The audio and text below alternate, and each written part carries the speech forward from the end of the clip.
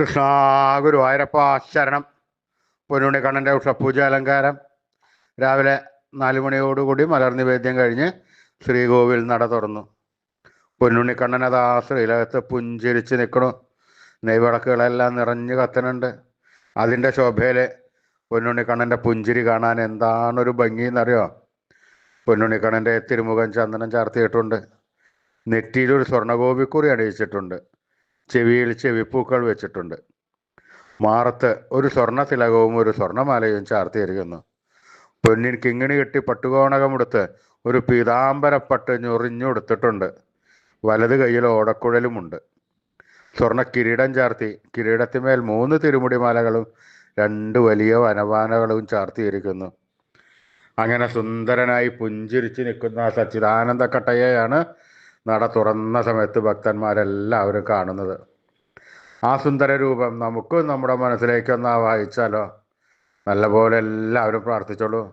പൊന്നിൻ കിങ്ങിണി കെട്ടി പട്ടുകോണകം കൊടുത്ത് പീതാംബരപ്പട്ട് ഞൊറിഞ്ഞുകൊടുത്ത് കയ്യിൽ ഓടക്കുഴലും പിടിച്ച് സർവാഭരണ വിഭൂഷിതനായി നിന്ന് പുഞ്ചിരിക്കുന്ന ആ സച്ചിദാനന്ദ കട്ടയുടെ രൂപം എല്ലാവരും മനസ്സിൽ വിചാരിച്ചോളൂ.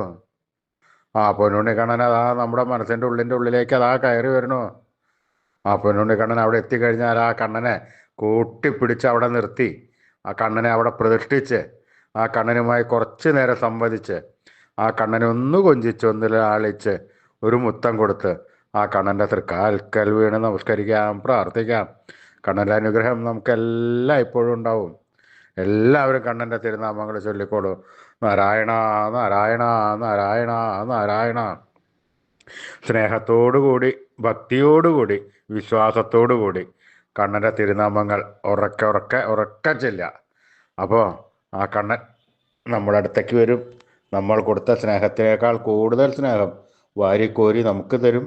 നമ്മുടെ ഒക്കത്തൊക്കെ കയറിയിരുന്ന് നമുക്കൊരു മുത്തം തന്ന് ആ വേണ്ട സമയത്ത് വേണ്ടതെല്ലാം കണ്ണൻ വാരിക്കോരി തരും നമുക്ക്. എന്നിട്ട് നമ്മളെ അനുഗ്രഹിക്കും. അപ്പോൾ അതുകൊണ്ട് എല്ലാവരും ആ കണ്ണൻ്റെ തിരുനാമങ്ങൾ ഉറക്കെ സ്നേഹത്തോടു കൂടി വിളിച്ചോളൂ. നാരായണ നാരായണ നാരായണ നാരായണ. കൃഷ്ണായ വാസുദേവായ ഹരേ പരമാത്മനെ പ്രണതക്ലേശനാശായ ഗോവിന്ദായ നമോ നമഃ. കൃഷ്ണായ വാസുദേവായ ഹരേ പരമാത്മനെ പ്രണതക്ലേശനാശായ ഗോവിന്ദായ നമോ നമഃ. കൃഷ്ണായ വാസുദേവായ ഹരേ പരമാത്മനെ പ്രണതക്ലേശനാശായ ഗോവിന്ദായ നമോ നമഃ. അച്യുതാനന്ദ ഗോവിന്ദ അച്യുതാനന്ദ ഗോവിന്ദ അച്യുതാനന്ദ ഗോവിന്ദ. ഈ നാമത്രയ മന്ത്രം എല്ലാവരും ദിവസേന ഉപാസിക്കണം. ഇത് നിത്യവും ഉപാസിച്ചു കഴിഞ്ഞാൽ നമുക്ക് ആയുരാരോഗ്യ സൗഖ്യം, സർവസമ്പൽ സമൃദ്ധി, സർവ ഐശ്വര്യം, സന്തതി പരമ്പരകൾക്കെല്ലാം ശ്രേയസ് ഉണ്ടാവുന്നതാണ്. ഋഷീശ്വരന്മാർ തലമുറകൾ കൈമാറി തന്ന ഈ അമൂല്യനിധി നമ്മൾ തട്ടിക്കളയരുത്, വിട്ടുകളയരുത്. അത് സൂക്ഷിച്ച് നമ്മുടെ വരും തലമുറകൾക്ക് എല്ലാവർക്കും അത് ഉപദേശിച്ചു കൊടുക്കണം. അവരെ കൊണ്ട് അത് ദിവസേന ഉപാസിപ്പിക്കുകയും ചെയ്യണം. അതുകൊണ്ട് എല്ലാവരും ഈ നാമത്രയ മന്ത്രം ചൊല്ലിക്കോളൂ. ഈ കലികാലത്ത് ചെല്ലുവാൻ പറ്റിയ ഉത്തമമായ മന്ത്രം കൂടിയാണ് ഈ നാമത്രയ മന്ത്രം കേട്ടോ. അച്യുതാനന്ദ ഗോവിന്ദ അച്യുതാനന്ദ ഗോവിന്ദ അച്യുതാനന്ദ ഗോവിന്ദ.